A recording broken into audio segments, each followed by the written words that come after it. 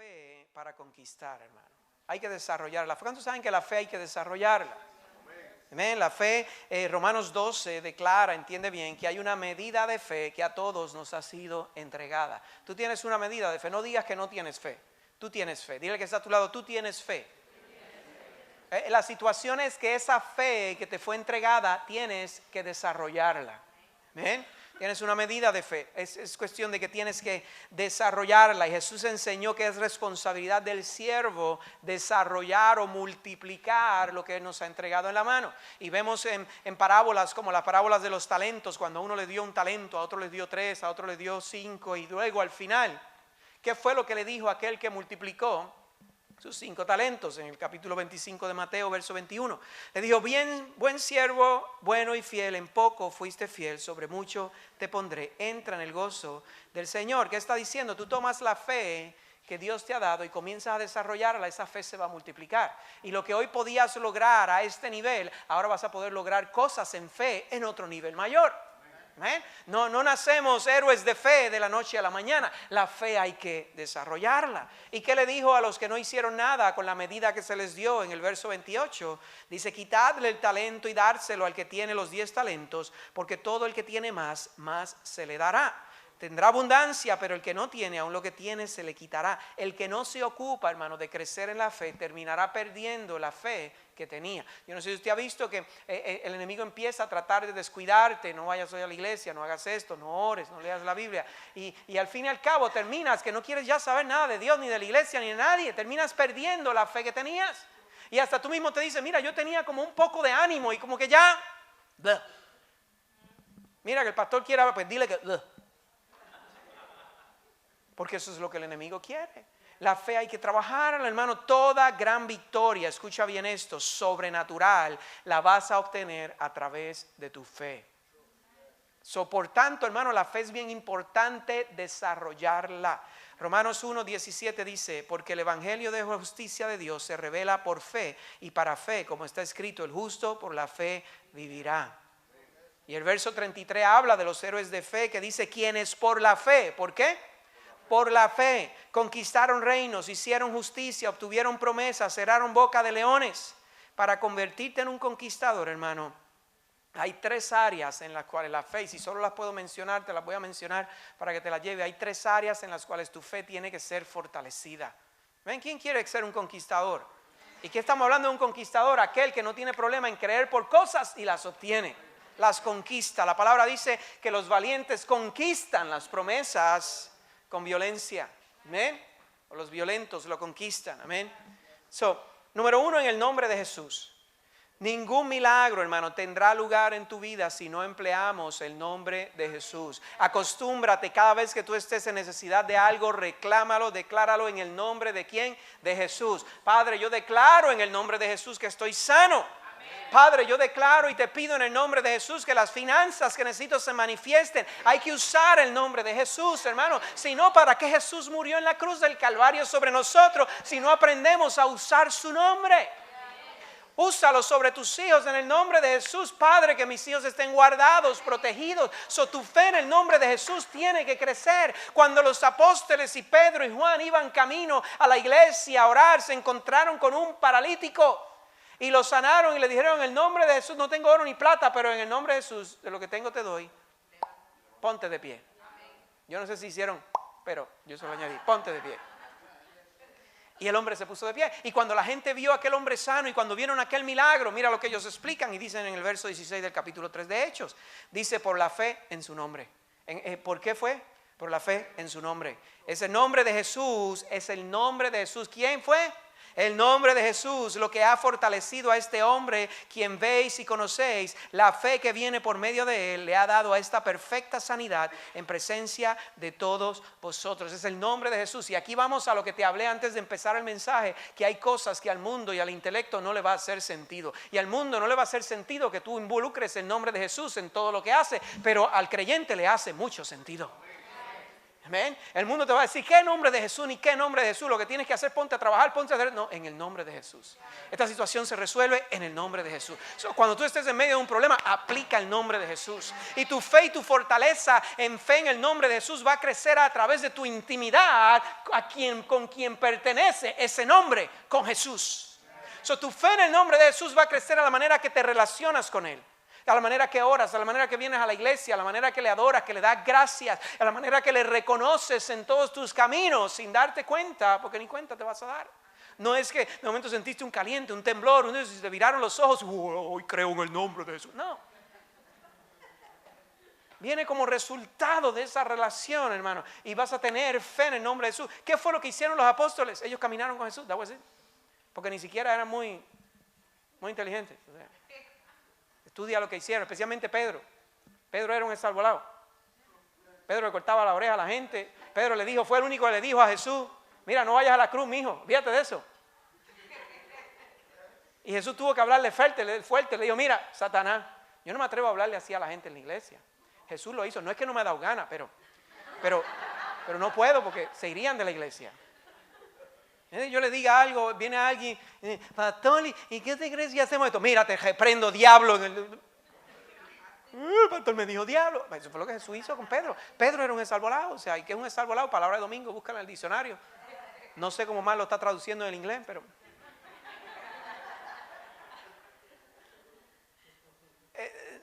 ¿Se atreve a decirle eso a Jesús? Cuando se le aparece Elías y Moisés, dice, vamos a hacer aquí una casita, can we put a tent? Jesús lo tiene que ver, mira, mijo, vámonos para abajo de la montaña, no sé ni para qué te traje para acá arriba. Y después negó, pero ¿qué fue lo que él hizo? O sea, a veces que pensamos que para tener una fe sobrenatural, no, hay que caminar una nube, hay que ser perfecto, pues entonces esta gente, no sé cómo Dios lo hizo, porque no eran perfectos.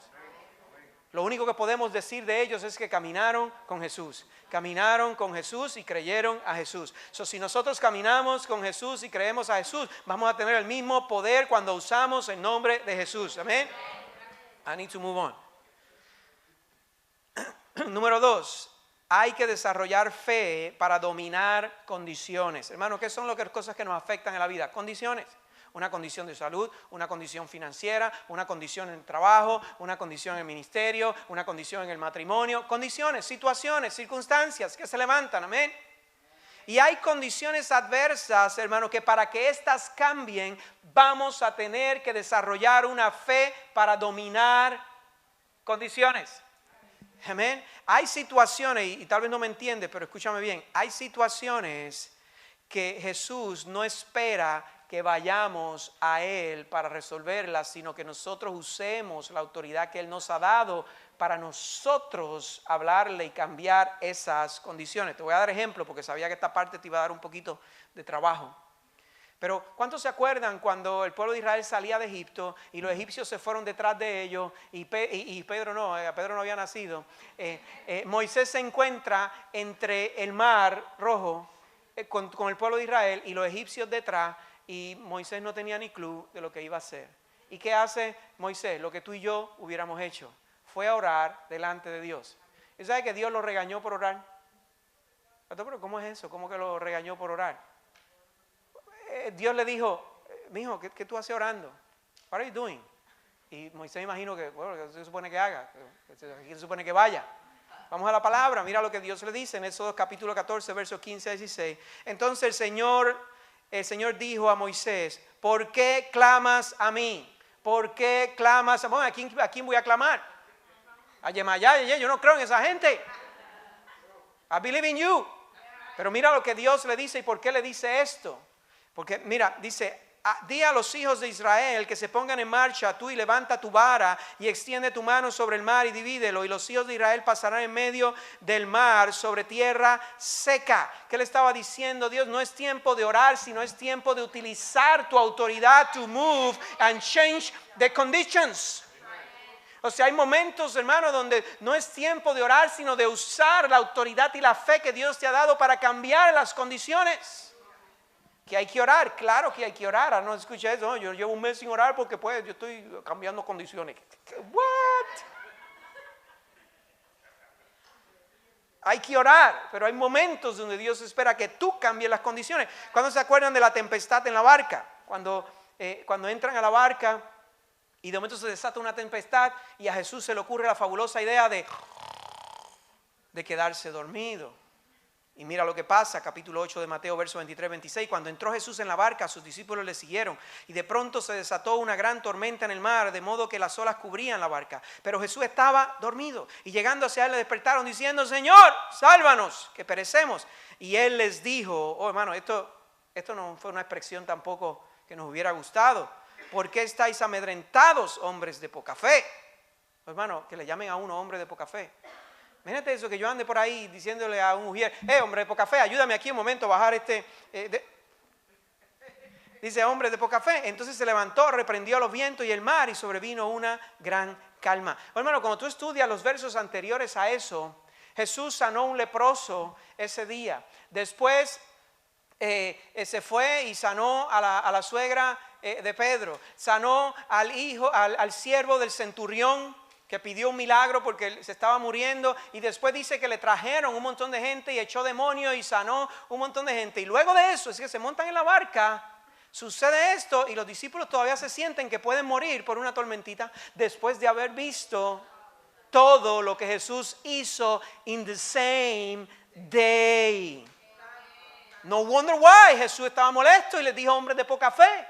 Jesús no esperaba que vinieran donde él a pedirle ayuda. Jesús esperaba: ustedes vieron todos los milagros que hicimos en el día de hoy y ustedes se amedrentan por esta tormenta. Ustedes debieron haber hecho lo que me vieron a mí hacer: hablarle a las circunstancias y cambiar las circunstancias en fe. Número 3 y último, hermano, se me acabó el tiempo y tengo que cerrar.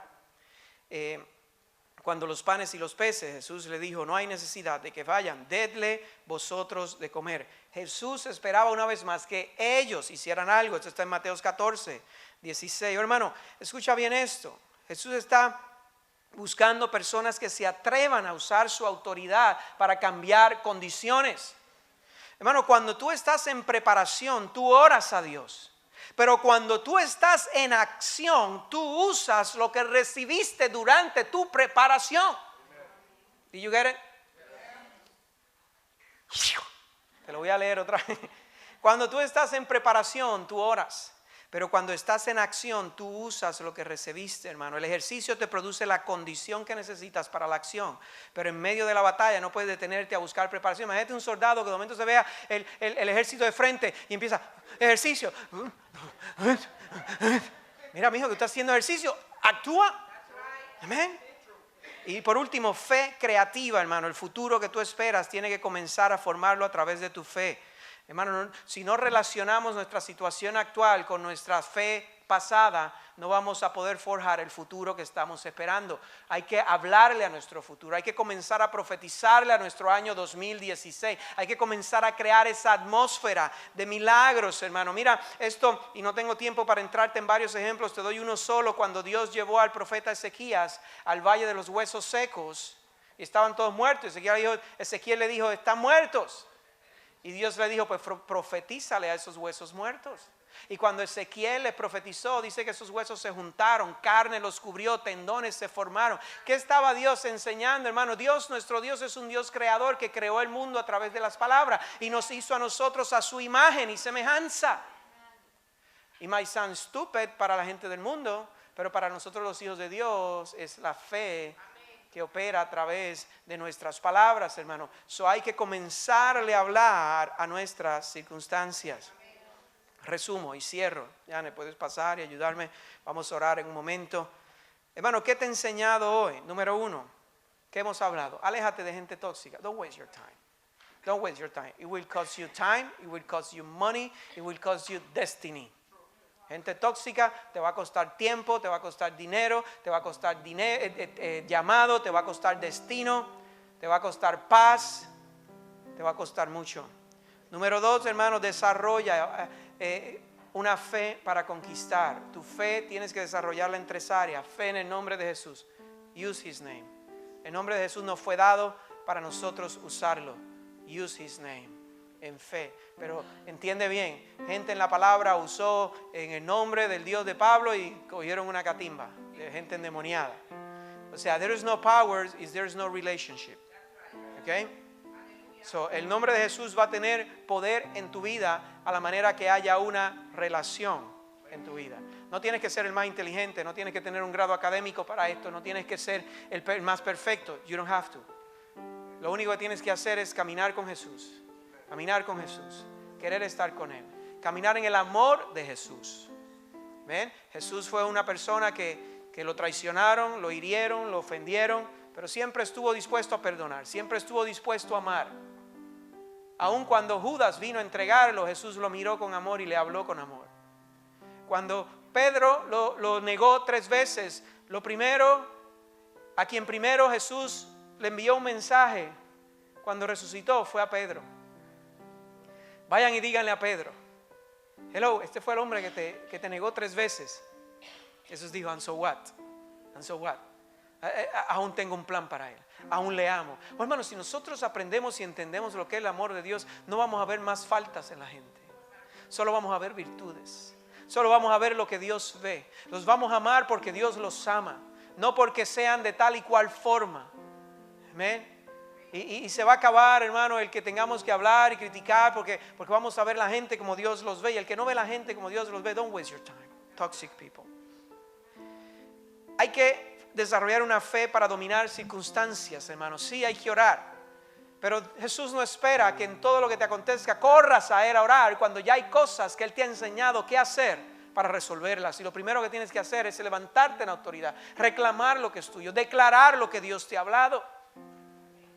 Y número 3, hermano, desarrolla una fe creativa. Nuestro Dios es un Dios creativo. Cuando Él trajo a Adán y Eva a esta tierra, no había nada: frutas, hierba, agua. Todo lo demás lo puso en las manos de ellos para ser creado y formado. Y por eso el mundo de hoy existe con la tecnología, todo lo que existe, todas las comodidades y todos los beneficios. ¿Por qué? Porque gente se atrevió a crear. Todo lo que tú y yo vemos hoy físico nació primero en la mente y en el corazón de alguien que se atrevió a verbalizarlo, a escribirlo y a ejecutarlo. Las cosas que vemos no nacieron de la nada, alguien las pensó, alguien tuvo una idea. Alguien dijo: esto es posible.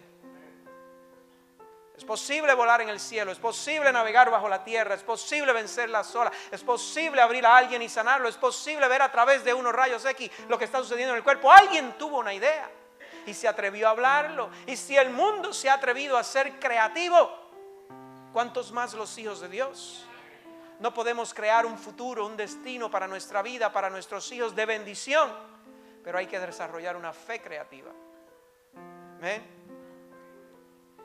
Una fe creativa es creer que el Creador puede hacer posible a través de ti cosas que evidentemente son imposibles. Romanos 4, 18, 25 dice: Él creyó en esperanza contra esperanza, a fin de llegar a ser padre de muchas naciones, conforme a lo que se le había dicho: así será tu descendencia. Y sin debilitarse en la fe, contempló su propio cuerpo, que ya estaba como muerto, puesto que tenía como 100 años, y la esterilidad de la matriz de Sara. Sin embargo, respecto a la promesa de Dios, Abraham no titubeó con incredulidad, sino que se fortaleció en fe. Y él sabía que aquí tenía que acontecer un milagro creativo para la promesa de Dios se cumpliera, dando gloria a Dios y estando plenamente convencido de que lo que Dios había prometido, poderoso era también para cumplirlo. ¿Cuántos le dan un aplauso al Señor y damos gloria a Dios?